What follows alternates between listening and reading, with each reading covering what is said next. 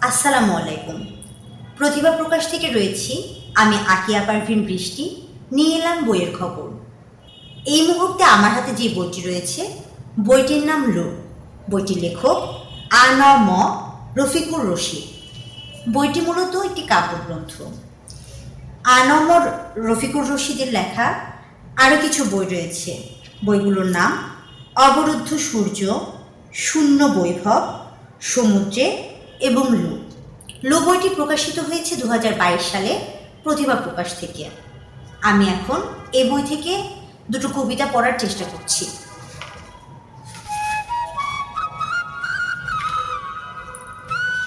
প্রথমে আমি যে কবিতাটি পড়ব, কবিতাটির নাম শ্রেষ্ঠ জন্ম।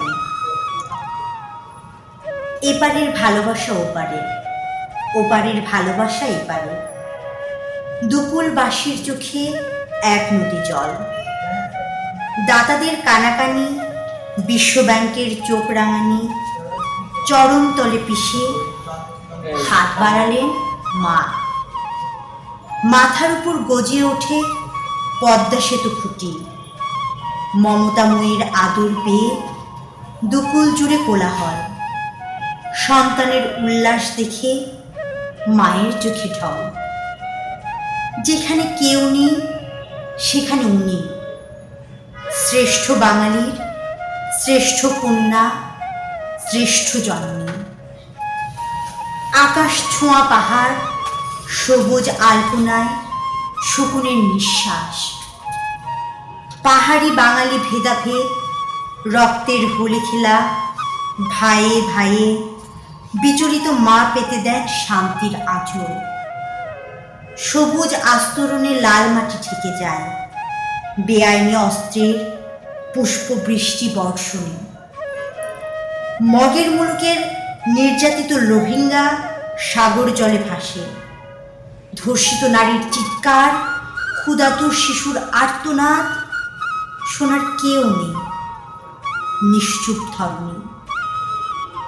চোখ বুজে সইতে পারলেন না বিশ্বজননী। মুখ পোড়া বানরেরা মায়ের নাম ধরে ভ্যাংচায়। দিবসের কাজটা কেন মধ্যরাতে সারে? অবুঝ শিশুরা শয়তানের ধোঁকায় যদি মাসির কোল পায়। বিদুষী মা অন্ধকারে তাই পার হয়ে যায় বৈতরণী।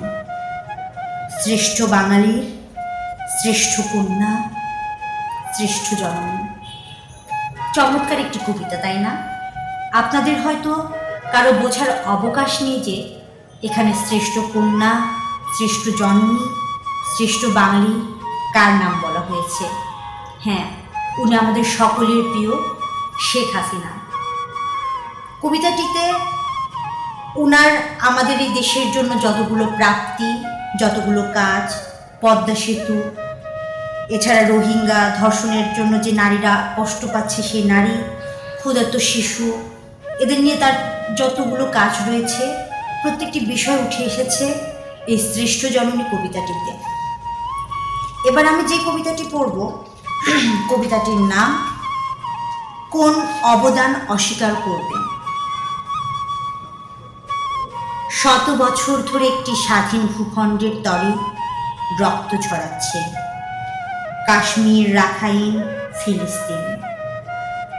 ধরায় কত জাতি, সে অধরা স্বপ্নের পেছনে লড়তে লড়তে ধুলায় বিলীন। বাঙালি এখন জীবন শেষে স্বাধীন দেশে ঘুমায়। জীবদ্দশায় ঊর্ধ্বে তুলে সুর দাপিয়ে বেড়ায়। অতএব তোমরা তার কোন অবদানটি অস্বীকার করবে? যাদের মায়ের ভাষার স্বীকৃতি নেই তারা সীসা ঢালা বধির। তাদের বোবা মন বুঝে ভাষাহীনের দুঃখের ক্ষত কত গভীর। বাংলা এখন বাঙালির বুকে মুখে, আকাশে বাতাসে, কবিতায় গানে। বাংলার সম্মান বিশ্বজুড়ে, আন্তর্জাতিক মাতৃভাষার কল্যাণে। অতএব তোমরা তার কোন অবদানটি অস্বীকার করবে? বসন্তে হৃদয় ভরে সৌরভে, হেমন্তে ফসল হাসে গর্বে, কক্সবাজার চঞ্চলা বালিকা উদ্দীপ্ত করে যৌবন সুখে।